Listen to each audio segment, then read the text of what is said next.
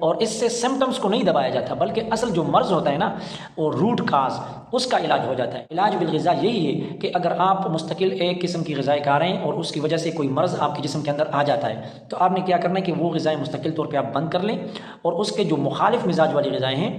الٹ وہ آپ کھانے میں شروع کر دیں، مستقل طور پہ استعمال کرنا شروع کر دیں۔ السلام علیکم، اللہم صلی علی محمد وعلی آلہ وصحبہ وسلم۔ علاج بالغذا کیا ہے؟ اس کو اس طرح سمجھتے ہیں، مثلاً ایک بندہ ہے وہ روزانہ چاول کھاتا ہے،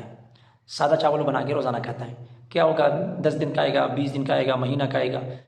ہر ایک بندے کے جسم کی اپنی کیپیسٹی ہوتی ہے، کچھ عرصے بعد اس کے جسم کے اندر جو ہے نا ٹھنڈک پیدا ہو جائے گی، اور کیا ہوگا اس کے پیروں میں درد، کمر میں درد، اور یہ علامات شروع ہو جائیں گی، اور اس کو گیس، معدے کا جو ہے نا وہ گیس ٹربل بھی شروع ہو جائے گا، اور جسم کے اندر ریحی دردیں یعنی ہوا والی دردیں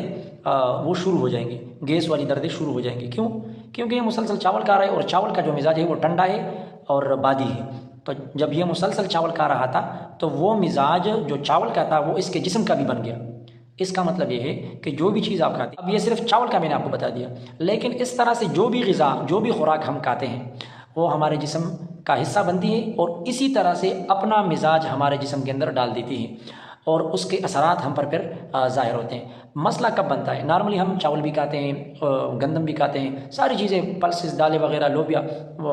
گوشت، جو بھی ہم کھاتے ہیں، کوئی ٹینشن کی بات نہیں ہے، ساری چیزیں جو حلال ہیں اللہ تعالیٰ نے ہم پر حلال کی ہیں، تو ان کے کھانے میں کوئی مطلب مذائقہ نہیں ہے۔ مسئلہ تب ہوتا ہے جب بندہ ایک ہی قسم کی خوراک یا ایک ہی مزاج والی خوراکیں مستقل طور پہ کھانا شروع کر دیں، اور اس میں یعنی زیادتی کرے۔ مثلاً ایک بندے کو بریانی پسند ہے اور گوشت پسند ہے، اب کیا ہوتا ہے کہ وہ ایک تو روزانہ بریانی کھاتا ہے یا گوشت کھاتا ہے، ان دونوں میں کوئی نہ کوئی چیز وہ ضرور کھاتا ہے۔ دوسری بات یہ ہوتی ہے جب اس کو یہ پسند ہوتی ہے نا، اگر آپ کو بریانی پسند ہے تو آپ پھر بریانی کم نہیں کھائیں گے، لمٹ میں بھی نہیں کھائیں گے، آپ زیادہ کھائیں گے، ہمیشہ آپ اوور ایٹنگ بھی کریں گے۔ اسی طرح جب آپ گوشت کھائیں گے تو آپ کو پسند بھی ہے تو آپ پھر وہ آدھے پیٹ کھانا نہیں کھائیں گے، بلکہ دبا کے کھائیں گے۔ جب دبا کے کھائیں گے اور وہ چیزیں جسم کے اندر جائیں گی تو مزاج بھی آپ کا وہی بن جائے گا، آپ کا جسم بھی اس مزاج کا ہو جائے گا۔ مثلاً اگر کوئی چیز گرم ہے تو گرم مزاج کا آپ کا جسم جو ہے نا وہ گرم ہو جائے گا، آپ کے جسم کی گرمی حد سے زیادہ بڑھ جائے گی کچھ عرصے بعد۔ اگر یہ چیزیں تیزابی ہے، جس طرح گوشت ہے اور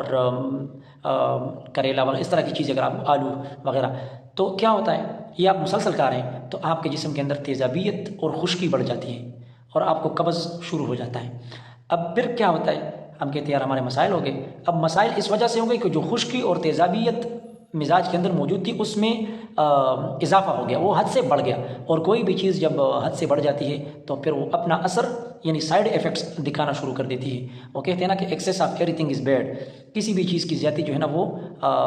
فائدہ مند نہیں ہوتی، بلکہ اس کا کوئی نہ کوئی نقصان ضرور ہوتا ہے۔ اس طرح اگر آپ صرف دودھ پیتے ہیں تو آپ کا مزاج ٹھنڈا ہو جائے گا، اور رطوبات اور بلغم آپ کے جسم میں حد سے زیادہ بڑھ جائے گا، اور ممکن ہے کہ آپ کے جسم کی جو گرمی ہے، جگر کی جو وہ حرارت بناتا ہے، وہ بہت زیادہ کم ہو جائے، تو پھر آپ کو مجبوراً کوئی گرم غذائیں بھی کھانی پڑیں گی تاکہ آپ کا جسم جو ہے نا بیلنس میں رہے۔ ٹھیک ہے، تو یہ بہت ساری چیزیں ہیں، لیکن علاج بالغذا یہی ہے کہ اگر آپ مستقل ایک قسم کی غذائیں کھا رہے ہیں اور اس کی وجہ سے کوئی مرض آپ کے جسم کے اندر آ جاتا ہے، تو آپ نے کیا کرنا ہے کہ وہ غذائیں مستقل طور پہ آپ بند کر لیں، اور اس کے جو مخالف مزاج والی غذائیں ہیں